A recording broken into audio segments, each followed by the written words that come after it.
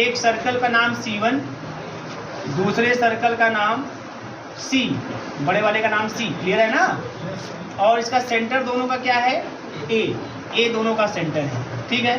बड़े वाले का रेडियस को मैं नाम दे देता हूँ R, ठीक। उसने बोला है कि small z is any point in the circle C1, ये बोला है स्मॉल z एक पॉइंट है जो सर्किल C1 के अंदर है, सर्किल C1 के अंदर है, जो C के भी अंदर होगा करेगा, लेकिन यहाँ पे कंफर्मेशन यह है कि z जो है वह C1 के बाहर नहीं है, वो C1 के अंदर है। मान लीजिए यहीं पर कहीं z है, क्लियर है, ये आपका z हो गया, z is the any point है ना in the circle C1 and W, small w is the point on the circle C1, मतलब जो W है ना वह कोई सर्किल C1 पे ही कोई पॉइंट है। मेरी बात समझ में आ रही है, सर्किल C1 पे ही कोई पॉइंट है। अब ऐसे कैसे बताओ मुझे, आप लोग का ध्यान से बताओ कि मॉड z माइनस ए और मॉड w माइनस ए, मॉड z माइनस ए और मॉड w माइनस ए में कौन ग्रेटर होगा, कौन स्मॉल होगा। तो w minus a is greater than, मतलब mod z minus a is less than mod w minus a. Confirm नहीं भाई? अरे भाई w माइनस ए मतलब ए चीज पूरा यहाँ से यहाँ तक, और z माइनस ए मतलब यहाँ से यहाँ तक, तो ग्रेटर कौन होगा, w माइनस ए ही ग्रेटर होगा, ये चीज। अच्छा अब यहाँ पे देखो मैं बता दूं आप लोगों को ये चीज जिसमें बड़ा ध्यान रखना पड़ता है, mod w minus a is less then 1 बनाते हैं इसमें। अभी मैं सब क्वेश्चन कराऊंगा तो हमेशा लेस देन 1 बनाने की कोशिश करूंगा। लेस देन 1 जब कोई सीरीज का मैं अगर एक्सपांसन करूँ, इसी के टर्म में एक्सपांसन करूँ, या आप मान लीजिए कोई ज्योमेट्रिक सीरीज है, ज्योमेट्रिक सीरीज आपको कुछ ऐसा होता है a प्लस ए आर और प्लस का ए आर स्क्वायर प्लस का ए आर क्यूब, ऐसा ज्योमेट्रिक सीरीज होती है, पता है ना आप लोगों को, ये ज्योमेट्रिक सीरीज है। इसका common ratio r, common ratio क्या है, r है।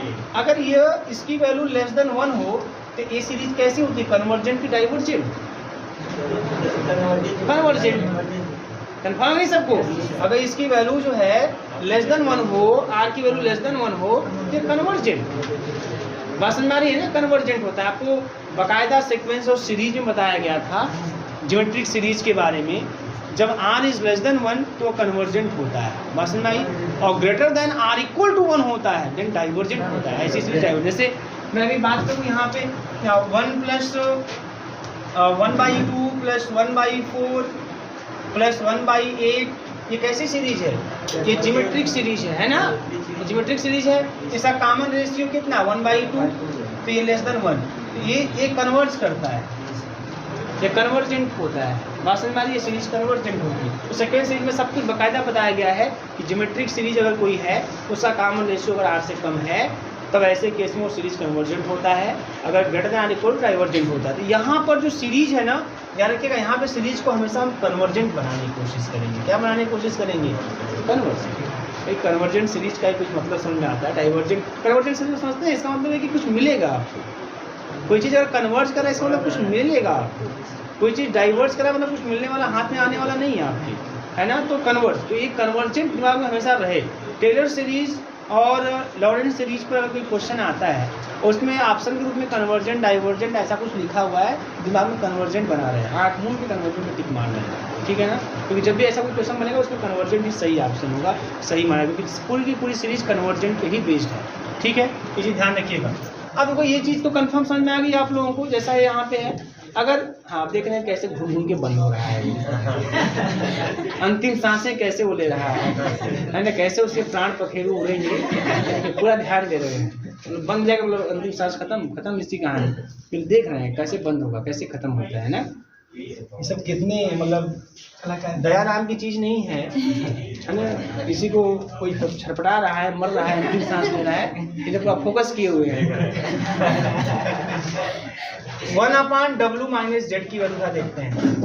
चलो 1/w माइनस जेड की वैल्यू, 1/w माइनस जेड को मैं ऐसे लिखने जा रहा हूँ, कैसे लिखने जा रहा हूँ भैया, तो ये आप लिख रहे हैं, आप जाने, है ना। मैं इसी में a जोड़ दूँ, a घटा दूँ, a जोड़ दूँ और a घटा दूँ, तो w माइनस का a कर दूँ, बोलो, और माइनस का z माइनस का a कर दूँ।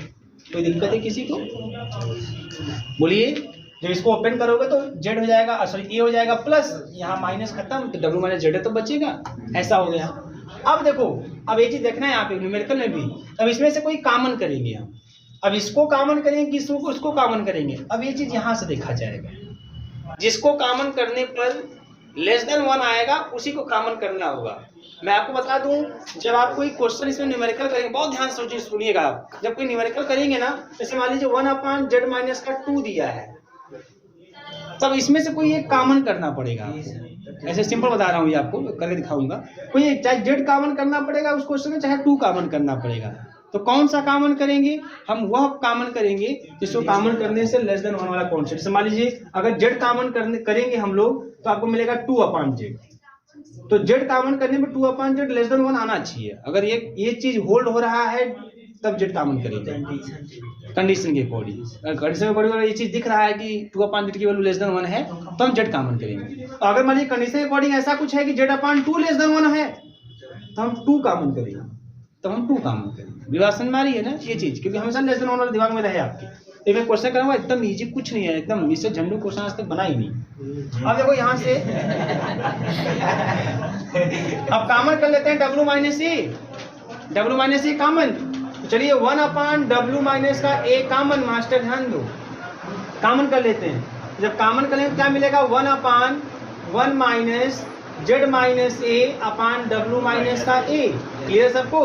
अब इसको ऐसे लिख दें, 1/w माइनस का a ब्रैकेट में 1 minus z minus a upon w minus a whole to the power -1।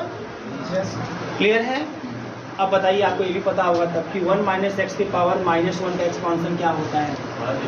बहुत simple, 1 plus x square plus x cube, ऐसे कंटिन्यू होता है। इसमें कोई कंफ्यूजन नहीं होना चाहिए, ठीक है ना? इन्हीं के लगेंगे बाइनोमियल एक्सपांशन का फॉर्मूला यहाँ यूज कर दें। कुछ चीज़ें है ना आपको मेमोराइज होना चाहिए, तो इसका एक्सपांशन यही है, सीधा सीधा। तो यहाँ तो क्या हो जाएगा? यहाँ से हो जाएगा बेटा 1/w माइनस ए। हम भी बहुत बहादुर हैं, हम पहले फ्लोर से डायरेक्ट ग्राउंड फ्लोर पे एकदम डायरेक्ट ग्राउंड फ्लोर पे, बिना किसी सीढ़ी के कुछ भी।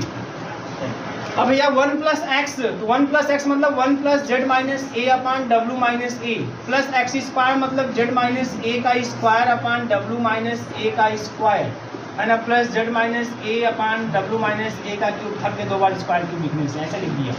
अब plus dot dot dot continue, इतना हो गया।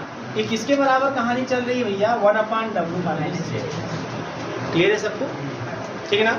अब हम क्या करते हैं ना, दोनों साइड इंटीग्रेशन लगा देते हैं, दोनों साइड इंटीग्रेशन एफजेड डीजेड लगा देते हैं और मल्टीप्लाइड बाई 2 पाई 1/2 पाई आई, मतलब मैं ऐसे करने जा रहा हूँ 1/2 पाई आई इंटीग्रेशन एफजेड अपान डब्ल्यू माइनस का जेड, है ना, और डीजेड, ऐसा कर दिया। बात समझ आ रही है? डीजेड। अब फिर एक चीज़ और ध्यान देने वाली बात है यहाँ पे कि ऐसा कर दें, ऐसा कर दें कि ऐसा कर दें, यहाँ डब्ल्यू कर दें, एफ डब्ल्यू डी डब्ल्यू कर दें। देखो समझे मेरी बात, integration F z upon Z minus का ए और डी जेड ऐसा होता है, जिसमें से घटाते हैं वही लिखते हैं यहाँ पे जेड जेड जेड। तो मैं यहाँ डब्ल्यू में से जेड घटा रहे हैं ना, तो डब्ल्यू डब्ल्यू डब्ल्यू कर दिया, कोई दिक्कत नहीं ना है ना भाई? जेड जेड हो जाए डब्ल्यू, कोई फर्क नहीं पड़ता। ऐसा ही सब में कर देंगे, सेम सब में कर देंगे। तो पहला टर्म बताओ क्या होगा? पहला टर्म 1/w माइनस का ये होगा। तो देखो 1/2 पाई आई सब में गुणा कर रहे हैं, इंटीग्रेशन सब में लगा रहे हैं, ऊपर एफ डब्ल्यू भी सब में लिख रहे हैं, डी डब्ल्यू भी सब में लिख रहे हैं, लेकिन पहले वाले टर्म में क्या है? डब्ल्यू माइनस का ए। क्लियर है सबको? हाँ, पानी पी लीजिए आप। आगे नेक्स्ट टर्म, अगला प्लस, यहाँ ध्यान दो भैया, यहाँ ध्यान दो। दूसरे वाले टर्म में क्या होगा बताओ? 1/2 पाई आई सब में लिख रहे हैं, इंटीग्रेशन सब में लगाएंगे, एफ डब्ल्यू भी सब में लिखेंगे, डी डब्ल्यू भी सब में लिखेंगे। अब यहाँ से अच्छा, यहाँ एक चीज और होगा, जेड माइनस का ए भी आएगा, तो जेड माइनस ए को वैसे बाहर कर देता हूँ। क्लियर है? और एफ डब्ल्यू डी डब्ल्यू अपान डब्ल्यू माइनस ए का स्क्वायर। ये समझ में आ रहा है बात? मैं क्या कर रहा हूँ, समझ में आ रहा है ना? देखो इसको गुणा कर दो, उसके बाद हर टर्म में 1/2 से पूरा इंटीग्रेशन लगा दो F W D W 1/2 integration F W सब में करना है, यही कर रहा हूँ। और z माइनस ए के स्क्वायर वाले टर्म को तो बाहर कर दे रहा हूँ इंटीग्रेशन की, क्योंकि हम w के टर्म में लिख रहे हैं इंटीग्रेशन। मेरी बात समझ में आ रही है कि नहीं आ रही है? अगले टर्म में क्या होगा, जब इसका पूरा इसमें करेंगे z माइनस ए का स्क्वायर बाहर कर लो और सब में 1/2 से गुणा कर रहे हैं, इंटीग्रेशन लगा रहे हैं, f लिख रहे हैं, dw लिख रहे हैं, और यहाँ पे जब गुणा करोगे तो w माइनस ए का क्यूब हो जाएगा। बोलो ऐसे ही प्लस डॉट डॉट डॉट और प्लस, है ना, ऐसे कंटिन्यू हो जाए। क्या बात करते हैं, ये कंटिन्यू हो जाए, क्लियर है? कंटिन्यू। अब बताओ, अब थोड़ा ध्यान देना यहाँ बेटा, अब इसको ऐसे समझना, इस तरीके से समझना, तुरंत एक बार में हम सीधे फर्स्ट फ्लोर और यफे यहाँ ध्यान दो 1/2 integration F Z D Z minus का ए प्रिंस, है ना, इस पूरे को हम लिख रहे हैं यफे, ठीक है प्रिंस, इस पूरे को हम लिख रहे हैं यफे, इसको क्या लिखेंगे? तो देखो अब का कंपेयर करो, जहाँ z है वहाँ w है और जहाँ a है वहाँ z है, तो इसको क्या लिखेंगे? एफ जेड, यस, इसको लिखेंगे एफ जेड। यहाँ बस a के स्थान पे z है और z के स्थान पे w है, इतना है ना, तो ये एफ जेड होगा। अब बताओ एक बाई कॉची इंटीग्रल फार्मूला, एक कॉची इंटीग्रल फार्मूला लगा रहे हैं, आप लिख दीजिएगा बाई कॉची इंटीग्रल फार्मूला। अब बताओ ये क्या हो जाएगा? एफ ऑफ ए भैया, एफ ऑफ ए, और फिर आगे क्या है बताओ? z माइनस ए रहेगा और 1/2 पूरा करके स्क्वायर हो गया, मतलब एफ डैश ए। तो बनाए ना आप लोगों ने, बहुत तेज हैं आप लोगों को, पता नहीं है शायद, है ना, integration F Z D Z और z माइनस ए का होल स्क्वायर, समझ आ रही है ना? फिर ये क्या हो जाएगा? z माइनस अगला वाला z माइनस ए का स्क्वायर अपान 2 कहाँ जाएगा भैया? ये मिल जाएगा इसके साथ, ये अब डबल डैश ए, क्लियर है? ऐसे ही कंटिन्यूस सीरीज मिल गई आपको, देखो हो गया प्रूफ इसका, समझ में आ रही है? ये बना के फिगर ऐसे लिख दीजिए, खत्म, प्रूफ हो गया। ऐसे ही लॉरेंस का भी प्रूफ है, ये आप लोगों के लिए लॉरेंस वाला प्रूफ मैं आपको होमवर्क में दूंगा, ठीक है? कर लेंगे, करवा दूँ उसको भी, खाली खा खा के 5-5 किलो हैं, ऐसे पढ़ाई होगा कुछ। देखिए जब तक खुद से सोचेंगे नहीं, कुछ चीज़ को करेंगे नहीं, समझने की कोशिश नहीं करेंगे तो कोई मतलब निकल के नहीं आने। तो आप सोचिए, सब कुछ मैं बता दूंगा साफ साफ, तो कोई मतलब निकल के नहीं आएगा। बस आप कुछ खुद से सोचिए, खुद से समझने की कोशिश करिए कि क्या हो रहा है आखिर में, हो क्या रहा है ना? ये आप खुद से सोचिए क्या हो रहा है आखिर में।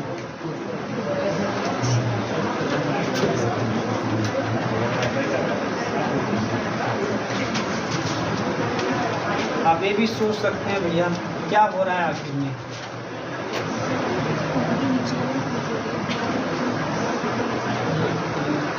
ये ऐसी सीरीज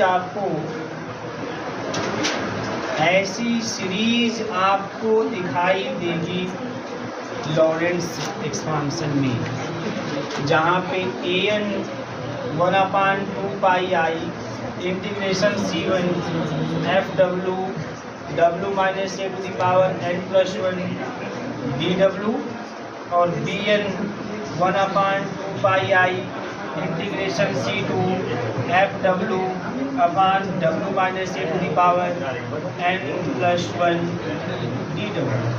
ऐसा सीरीज आपको लॉरेंस एक्सपांशन में दिखाई देगा।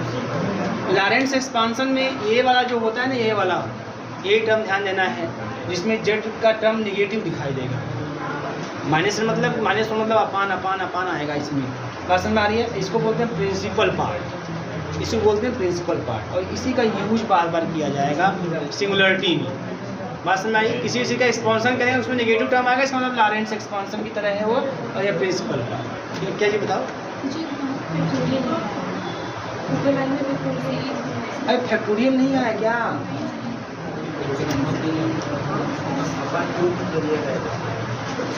अरे अपने मना आ जाएगा मास्टर। कहाँ छूट गया भाई? एक्सपांशन सही है सब ना? एक्सपांशन तो सब सही है ना? सर वहाँ पर जो जाति की तरह फार्मूला भी है तेरे बेटू के ऊपर है। अरे अरे अरे बड़े गधे हैं आप लोग, है ना?